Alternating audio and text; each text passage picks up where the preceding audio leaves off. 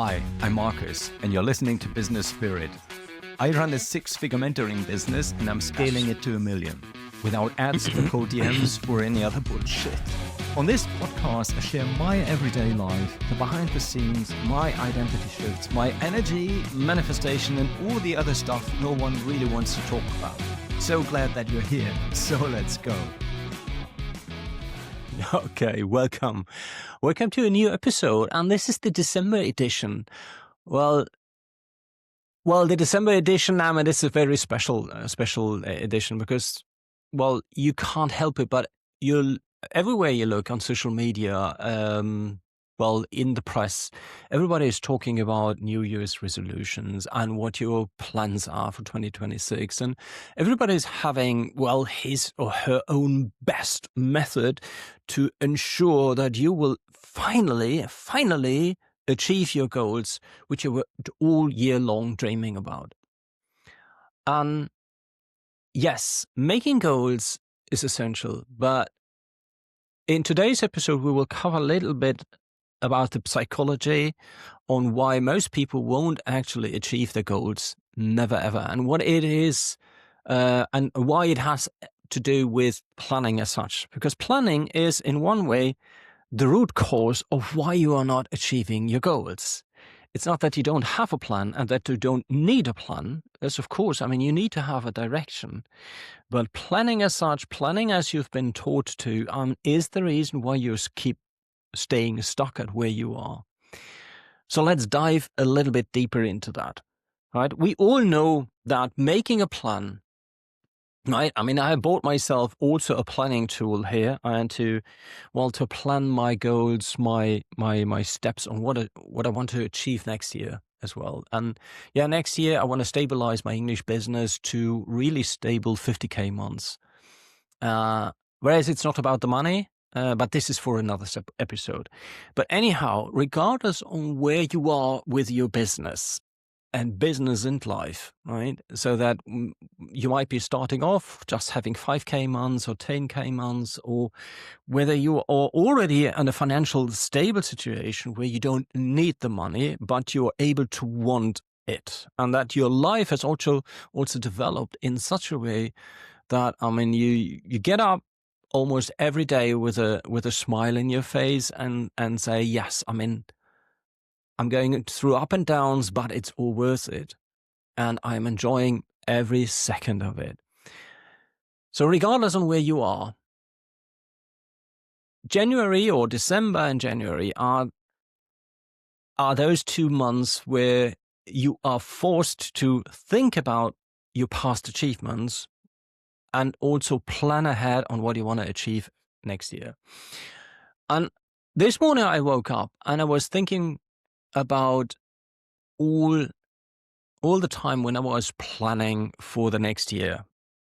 And a couple of years ago, I was doing the same exercise again. And I was again planning, okay, when do I want to become a millionaire? And then I was bringing down all the steps necessary to become a millionaire.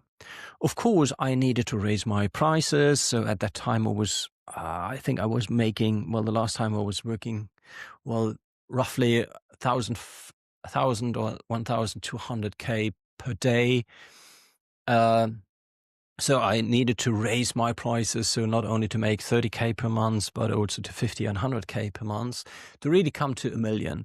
And for this, I was planning out, okay, I need to become a speaker. I need to write a book. I need to get higher value engagements. I might have to work on my competence, get some additional certifications. So I planned everything step by step. What is going to happen in the next 12 months, 3 years, 5 years, and 10 years? And those who know me know that, I mean, my 10-year plan was actually the reason why I'm not doing what I was doing at that time. So I'm not an interim manager anymore, but now I'm doing what I really love to do. I'm coaching. Was because I saw myself writing the sentence, hey, in 10 years' time, you're satisfied with yourself. But that's a completely different story. It's a little bit of a sidetrack. But going back to the planning, right? I mean, we all know this feeling when we start to think about, okay, what have I achieved so far? and then you measure it with what you planned to have achieved last year. And there's usually a gap, right? I mean, most of the time we set our goals so high that we can't reach them. And then at the end of the year, we realize, hey, we haven't achieved it. And then there are two kind of people. I mean, first off, people are then lowering their goal, saying, okay, well, the last couple of years, I have never achieved my goals. So why should I try to reach my goals? Or why should I still set goals so high? I know exactly I will never reach them at all. And this is category 1. And you are definitely not category 1, because you are category 2, knowing that, your goal, or you haven't reached your goals yet because your goals were too low. And this might sound like a contradiction, but setting goals too low is actually based on your past experiences, saying that, okay, well, everything what I did so far, everything what I have achieved so far brought me where I am here right now. And if I would set goals much higher than what I can think of, then I don't know how to get there. And not knowing how to get there is actually frightening. This is too much of a gap, because our mind always wants to feel safe. Our mind always wants to know the next steps. Otherwise, it is having this sensation of uncertainty, and uncertainty is unsafe. And our subconscious mind, our nervous system, wants to protect us, because everything which is unsafe is danger for our lives and so forth. And therefore we don't like to set too much or too high goals. And the more often we do this, the goals we are setting will get lower and lower and lower and lower, because we just give in. We just give in to our subconscious mind, to our thoughts, our beliefs, our thinking, that we will not reach that. On the other hand, our future shapes our presence here. So if you really step into that you want to live not a mediocre life, but an extraordinary life, you have to set goals so high, so extraordinary, that everybody in your environment would say, okay, you're nuts, you're crazy, you will never ever achieve that. And as an entrepreneur, and you will definitely, otherwise you wouldn't listen on, you're definitely in this category of setting extraordinary goals, well, financial goals, relationship goals, freedom goals, experience goals, meaning goals in your life and business, which are so high that you can't imagine how to get there. And this will actually fuel what comes after that. Not how to get there, but who you need to become. See, most of the time people, when they're planning the resolution, they start setting a goal and then want to plan every little step, how to move and how to come to that goal. But if you would know every little step to achieve that goal, why haven't you achieved that goal in the first place? Why are you still setting that goal? Right? So you have to anticipate, and you have to accept that the goals you're setting have to be of such a magnitude that you have no fucking clue on how to achieve them. Because this forces you to think out of the box, to think, okay, what do I need to do, which I'm not doing right now? Who do I need to be? Right? Who do I need to become? What kind of mindset, what kind of, behavioral changes do I need to embody in order to be the person for whom that vision is just a given? What most people are actually doing is they plan, and planning feels so safe, because while planning, while setting out a milestone plan, this is what I do in January, February, March, April, and so forth, feels so good, because our prefrontal cortex, our thinking part in the brain, is creating this positive vision of the future. And what happens then is it sends out dopamine, and dopamine is just a happy drug in your body. And it feels so great while planning. And that the dopamine just gives you this feeling of, hey, I have finally achieved something. Well, this plan is so good. I know exactly what to do. But dopamine is like alcohol. You have a hangover afterwards, because once the dopamine is gone, you fall into what I call the dopamine hangover, and you feel flat, you feel insecure, because somehow this plan which you created in your book feels not so easy after all.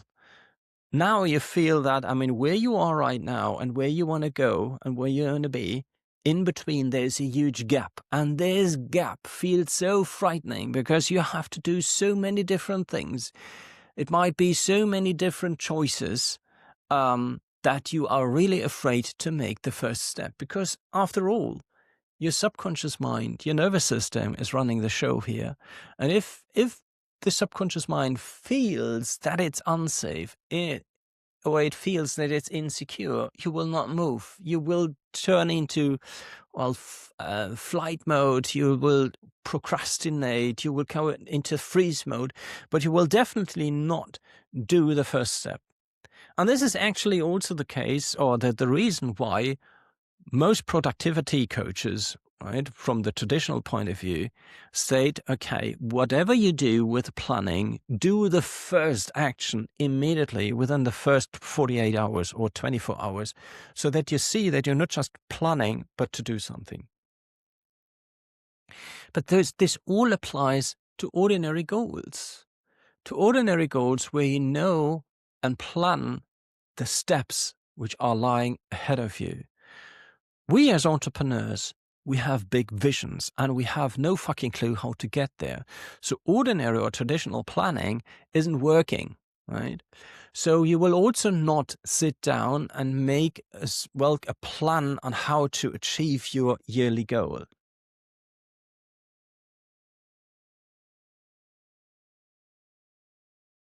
But how to overcome that insecure feeling, or that feeling that, hey, this gap between where I am and where I want to be is so huge, I will never overcome it.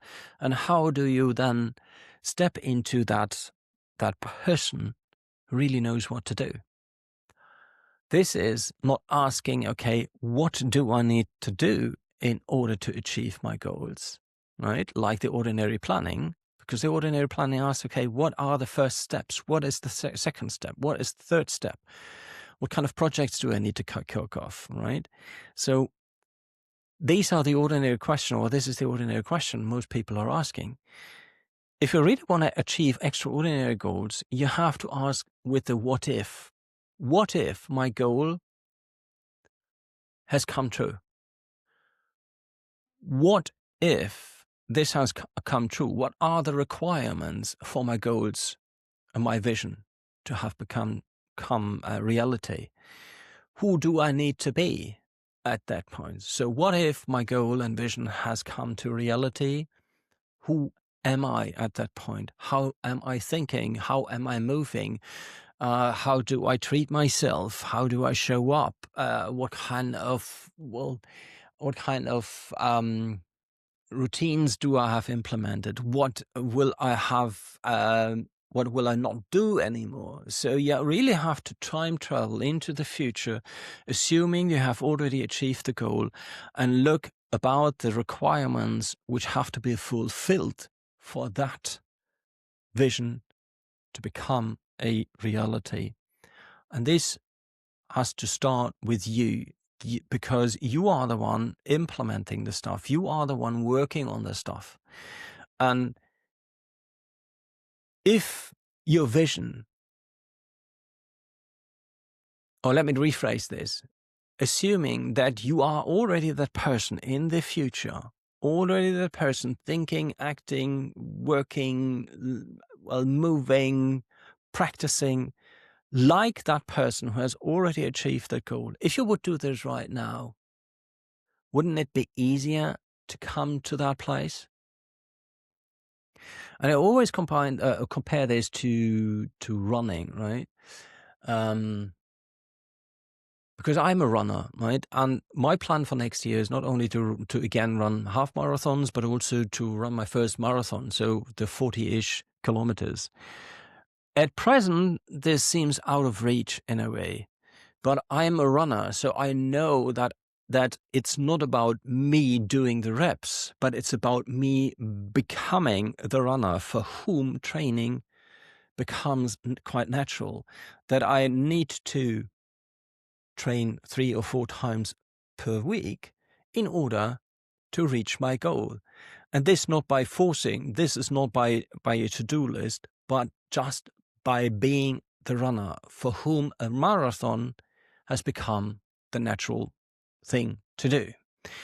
And this is a completely different way to approach that. So when you are planning for next year, my advice for you is not to think about, okay, what are the steps I need to do, but really to think about, okay, who do I need to be in that vision, in that future, in 1 year, 3 year, or 5 or 10 years time?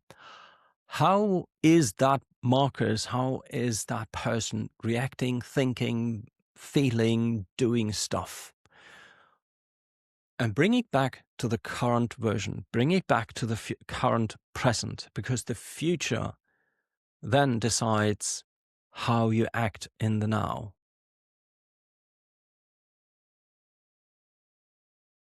And this, well, can be overwhelming, I know. And this you have already heard for sure from a lot of people, that you have to step into the identity.